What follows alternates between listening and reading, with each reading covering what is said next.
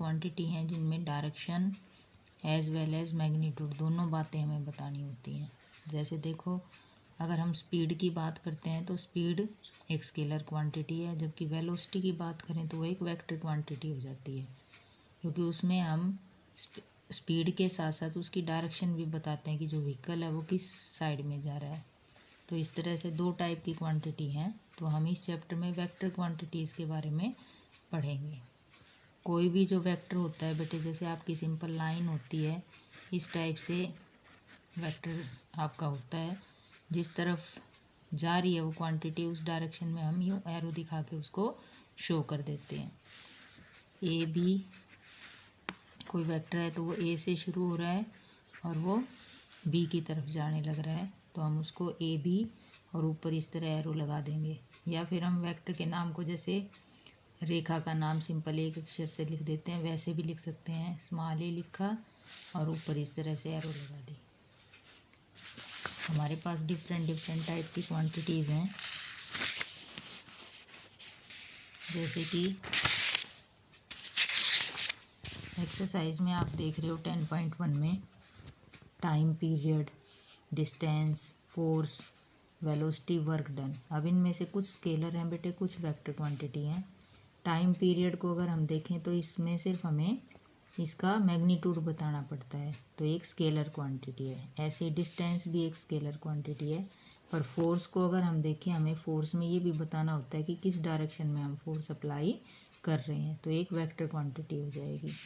Velocity भी एक vector quantity है, जबकि वर्क डन जो है वो एक स्केलर क्वांटिटी है।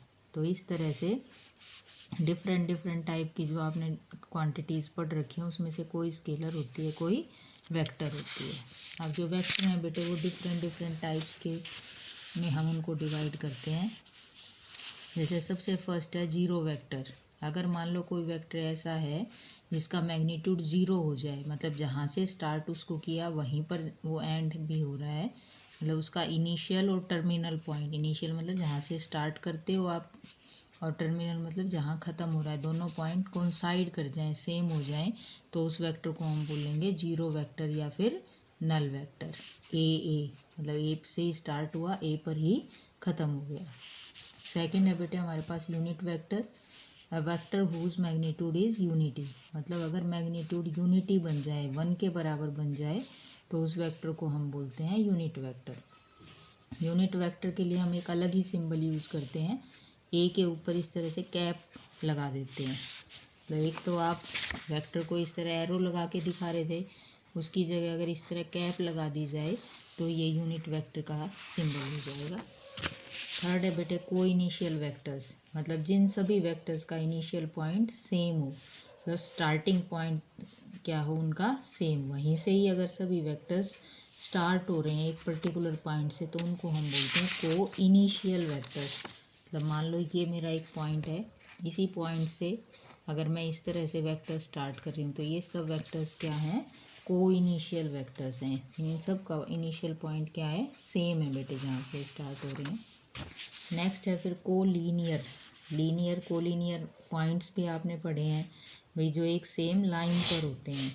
तो सेम ऐसे ही कोलीनियर वेक्टर्स जो हैं सेम लाइन पर भी हो सकते हैं, साथ साथ बेटे अगर वो किसी एक ही लाइन के पैरेलल भी हों, तो उन सब वेक्टर्स को हम क्या बोलेंगे,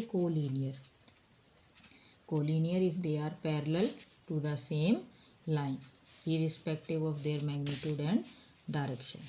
नेक्स्ट है बेटे equal vectors. Two vectors A and B are said to be equal if they have same magnitude and direction, मतलब मैग्नीट्यूड भी सेम हो उनका और उनकी डायरेक्शन भी सेम अगर है, दोनों पॉइंट सेम है, पोजीशन ऑफ इनिशियल पॉइंट बेशक उनकी डिफरेंट हो सकती है, मतलब जैसे यहाँ से ही मैंने स्टार्ट किया, सेम ऐसे ही अगर मान लो मैं यहाँ एक वेक्टर बना रही हूँ, दोनों की सेम डायरेक्शन है और आप देखो तो मैग्नीट्यूड भी सेम है, इनिशियल पॉइंट बेशक उनका अलग हो, तो इन को हम क्या कहेंगे, इक्वल वेक्टर्स हम बोलेंगे। नेगेटिव ऑफ वेक्टर कब बनता है बेटे, अगर मान लो दो वेक्टर्स की डायरेक्शन डिफरेंट कर दी जाए, एक वेक्टर ए बी है, दूसरा बी ए अगर बना दिया जाए, तो ए बी और बी ए दोनों क्या बोले जाएंगे, एक दूसरे के नेगेटिव। इस टाइप से उनको लिखेंगे B A is equal to minus A B. तो इस टाइप से हमारे पास डिफरेंट डिफरेंट टाइप्स के वेक्टर्स हैं बेटे।